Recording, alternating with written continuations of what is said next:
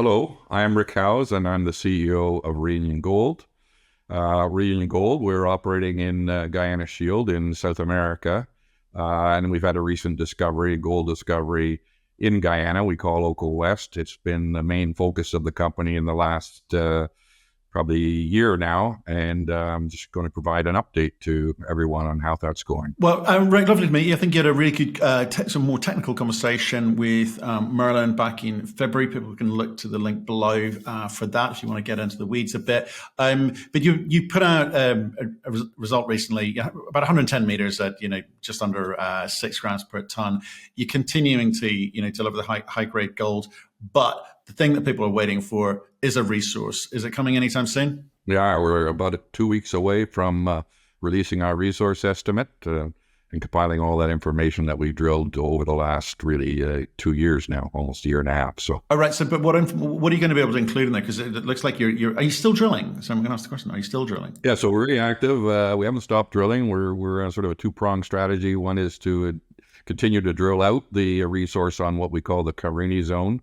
And the second is to continue our exploration activities on the prospecting license. Right, but what can we expect to see in the resource then? Because obviously you got to get it assayed. It takes a bit of time. So how much is it going to make the cutoff? Yeah, so we cut it off at the end of April, the drilling, but the drilling is continuing. We just cut it off then, and to give us time to get the assays in and do the work on the resource estimate. So essentially we'll have compiled all the data up to April the 30th. Right. Okay. So, what I'm trying to work out is why that cutoff? Why not give it another couple of months of drilling? You've got the capital to continue drilling out. You talked last time out about block 5, 6, 7, even block 1 in terms of the expansion of the resource. But so, are you going to be doing another resource before you get into the PEA, or is it straight into PEA? Yeah, straight into the PEA. This will form the basis of the PEA. The reason we chose to do that was because we had essentially outlined a very significant mineralized envelope that was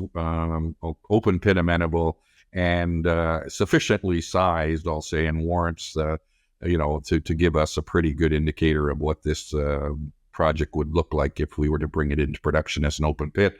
Where it's still open and then still being drilled is mainly at depth, and that depth really would be more likely to be an underground portion of the same deposit.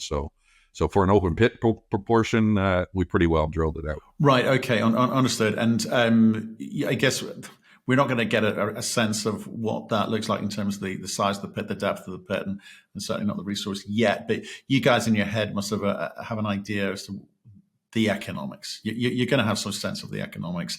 But we're going to have to wait for the PEA. So what are the things that we can be looking at to try and work out what you think this could be? Is that going to be evident in the resource? Yeah, so with the resource, you'll get a pretty good handle on it because we'll be able to indicate the contained metal or contained ounces of gold in a pit with a volume of a certain size and quantity. So that will be easily to calculate out what the overall material value is from the grades that we provide in the resource estimate. So that's the key one, obviously, is the material value. And the other key one, of course, is the strip ratio of the pit itself. That would form the basis of this. So. Okay. So obviously, you're new, started in January, mine builder background. That, I guess, the company is hoping to signal to the market. You look to advance this through to production. I'm not sure everyone's buying that entirely. What are the options that you've got on the table in terms of how you construct that story?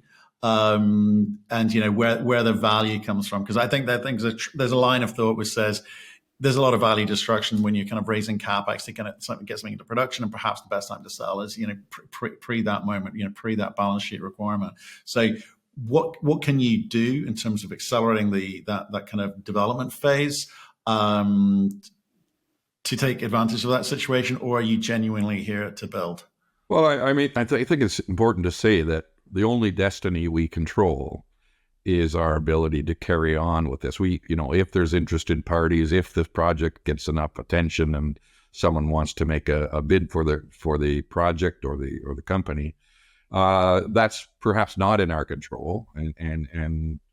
So we would say the default path is us moving this thing forward. Now we probably not only signaled, but in turn created a capability in the company with partnership with G Mining Ventures, G Mining Services and ourselves, who have a tremendous amount of build experience, and ourselves, we have a fair bit of build experience. So combine the company and G Mining, we will be able to take this right through.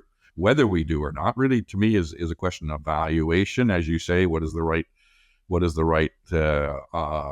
thing to do from a shareholder value point of view, and the timing of any opportunity that comes up, have to be weighed by the board in terms of what we might do. But I can say that we would build it if there was no other sort of pathway to value that made sense. We would build this project, and we have the capability to build it. Okay, yeah, G Mining, great reputation, certainly that part of the world.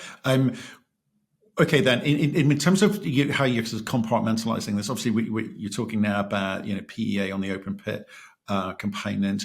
There's a lot more exploration that you're doing and you're funded for, and other structures that you are drilling into as well. So do you see this the current projects? Okay, Wes, sitting as one entity, or is this maybe something that could be carved up? And again, that's a way of monetizing value for shareholders in the sort of near term. Well, currently we've got the one discovery, I would argue, on a 2.5 or 2 kilometer long strike length down to a depth of 600 meters as a potential open pit amenable discovery. And we're exploring the property for potentially other discoveries. And so, ultimately, whether there couldn't be more, and they perhaps couldn't be carved up. I would argue the logic really isn't to carve things up. It's more likely to consolidate things into one larger processing facility that services multiple deposit discoveries. So that you could get economies of scale and obviously better returns on your capital. So right, and would that include sort of looking down towards your neighbours over at G2? Because again, there's this whole kind of conspiracy theory. There's this kind of narrative going on that it makes sense to, as you say, bring everything together, and which would, in most people's minds, include G2. Is that part of the thinking at the moment? Yeah, I would say both us and G2 both recognize that the logic would be to consolidate the whole, call it camp, and because it makes sense. I'm not going to build 2 separate processing facilities and 2 separate mines and try to run them with a double set of overheads and so on. So you basically want to run it as one entity. So I think that'll play out somewhere along the line. I'm not sure how yet, but basically both parties are kind of reasonable in terms of that thinking and recognize that that's the only thing that makes sense. And so, we work together closely, just in terms of sharing expertise and resources already in doing the work we both do to explore. Both of us are early stage. I think that's the other thing. And, we're coming out with a main resource estimate. They will put out, I understand, a new resource estimate once they drill out the Guyana zone. So, then we'll start to see what the valuations of the 2 companies look like, and so on. Okay, question of some of the parts, etc. Greater than the sum of the parts. Right. And sorry to keep asking that question. It's an eternal question when dealing with this part of the world. But coming back to the PEA component and how you advance this story, time's money, etc. And there's a kind of arbitrage between going through the phases with the economic studies, conventional PEA, pre-feasibility, DFS, etc., or is there another way to say either you accelerate that process or you don't feel you need to kind of get to the end point, leave something on the table, as it were? So as well as some of the parts with the G2, maybe there's something left on the table with regards to what people could do with what you've left undone, as it were. So how do you go through that discussion, that planning, that decision making when you're trying to work out how do you maximize the value? Yeah, no, I think time is your enemy in terms of the longer things take, the more you carry cost of the business over them, and obviously you don't generate cash until you can get the thing into production. So this clearly being I think, a high quality deposit and a scale deposit on its own, even if you didn't throw in the G2 component, in its own makes a lot of sense. And I think that's will become apparent when people see the maiden resource estimate. But so for us, it's move it quickly, and that is the strategy. We have decided not to do what's typical of most mining companies, where we entertain a PEA with one engineering firm, and then we wait and decide if we're going to do the second PFS. And so we've actually entered into a services agreement with G Mining, where they right through to construction and commissioning, it's the same entity that's working on it. So all you're doing really when you go from PEA to PFS and the feasibility is you just continually refining the project and optimizing it. So you're really just using the period of time you do studies to achieve the maximum optimal result. And then everyone has a vested interest in executing successfully, which is really the difference I see.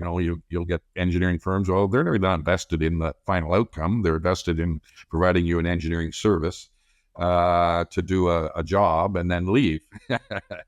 But you can see in our team and with the way it's working, everyone's vested in the final outcome. So we can speed it up that way. That also saves time, and we can essentially optimize the project probably far better, because we'll have a lot more opportunities to evaluate strategies and trade-offs and get things to the point where we think we can deliver something, and delivering it is the key. So, well, I've probably done a disservice to the subscribers and listeners on the show, but just saying, casually saying, G Mining's got a great reputation. It might be worth sort of touching on some of the things that they have ended up building, because I agree with you that by engaging them through the phases, one, I think there's some savings, but also the brought in learnings that they can bring to this project, and therefore savings. Time is your enemy, because time is money, expensive money at that. So can you sort of just give us a sense of why they were selected, other than the fact that they can go through the full timeline? What have they done? Well, their track record for sure, but it's a track record in this, not only in the Guyana Shield, but I'll say in tropical regions, which would include Guyana Shield. But so the 3 or 4 key projects recently they've done, one is, the early ones were Rosabelle and Marion for Newmont in Suriname, and Rosabelle for IM Gold in which is now Zijin, and then Fruta del Norte, of course, for Lundin Gold. So those 3, and now they themselves formed their own company called G Mining Ventures and are building their own project, Tocantinzinho in Brazil. So they've got really, and they've had the track record in those first 3 projects of building on budget and on schedule, and all those projects have all ramped up successfully to full production. So, that's pretty rare. I mean, that track record of 100% success on 3 big projects in a row. I don't think anyone else can declaim that, is that I know of. So, and tropical experience, being what we're into a tropical environment, which has unique challenges to it. So absolutely. Okay, well, thanks for that. I think it's worth people understanding that the quality of the people that you associate yourself with is a reflection of ambition. So, okay, and just kind of finally, you've got the resource. You're talking about let's say 2 to 3 weeks. We're going to get the maiden resource out there. Are you conscious that the market one is obviously you've signaled to the market, and the market's expecting it, but they're also probably individually going to have a view of what the size of that needs to look like, getting a sense of obviously, as you talk about contained metal in there, and obviously being able to work out the economics. But are you kind of clear that you're going to be able to bring to market the right scale of opportunity, and because we've seen so many companies kind of fall over in lots of different aspects over the past year, partly because of inflationary figures on when they start putting economics to things, partly because they are not delivering the size of projects or the grade for the projects. So how have you gone about constructing a scenario which you think the market will be delighted with? Well, I mean, it obviously a maiden resource estimate is what I would call the beginning of the story, not the end of the story. So we're obviously chose the timing to release a maiden resource estimate before we've actually fully outlined the total mineralization within what we already have discovered. So it's still open, and it's open at depth. And so what we're really trying to signal to the market is for a company to come out with a maiden resource estimate at this stage with still more upside potential to add.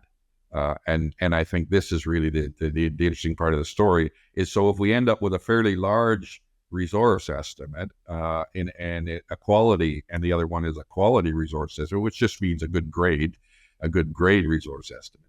It puts it into a different class to start with, but if it's just a maiden one and there's upside, I think that's really the interesting part of that story. It's a high quality asset. It's large already, and it could be larger. And I think that's the story, or that's the way that we see it. And we want to make sure that the market sees that when we roll this out. It's not the end of the story. It's just the beginning of the story. And we have already this quality and size of asset. So that's the piece, which would put it, and puts it in a bit of a rare class already, because there just aren't that many high, of that size and quality. And that's a maiden resource. Yeah. Well, okay. Well, that's, I guess that's the proof will be in the pudding when in the next 2 weeks when you announce this thing. And then the only reason I ask is, we've seen companies come out to market, deliver something which was less ounces, less in terms of the total number of ounces the market was expecting, without what you've got, which is the capital to do continued drilling, so that when you say this is just the beginning, I believe you, and for some companies, they haven't had the luxury to be able to do that. So, look, Rick, thanks for coming on. I know this is, again, signaling to the market you're in control of what you're doing, and you've got a plan. The resource will be great. PEA timing, what are we aiming for? End of this year? Yeah, PEA by the end of the year, we'll have the PEA out. Fantastic. Yeah. Rick, appreciate your time today. Thank you very much, and do stay in touch. Okay, Matthew, take care. Bye-bye.